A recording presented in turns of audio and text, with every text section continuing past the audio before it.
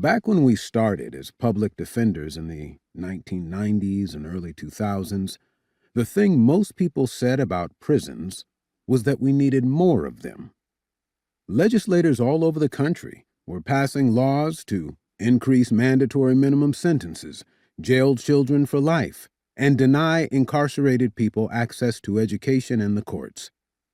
Prosecutors, judges, and sheriffs won elections by claiming that they would lock up more people than their opponents for longer in the worst possible conditions. Police forced more people into the criminal system through aggressive surveillance tactics, including stop and frisk of pedestrians and pretext stops of drivers. The Department of Justice proudly issued reports with titles like "The Case for More Incarceration." What did the American people think about these punitive policies? While there were some dissenters, mostly they cheered.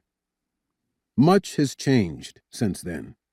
In the summer of 2020, more Americans than had ever marched before on any issue took to the streets to protest racism and police brutality. Our country's approach to incarceration, once overlooked even in the civil rights community, has become a central human rights and racial justice issue.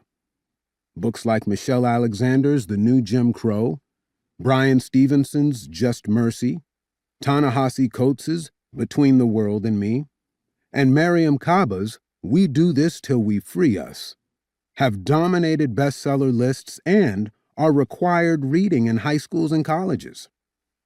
In the law schools where we worked, students once declined to become public defenders because they didn't want to represent bad people.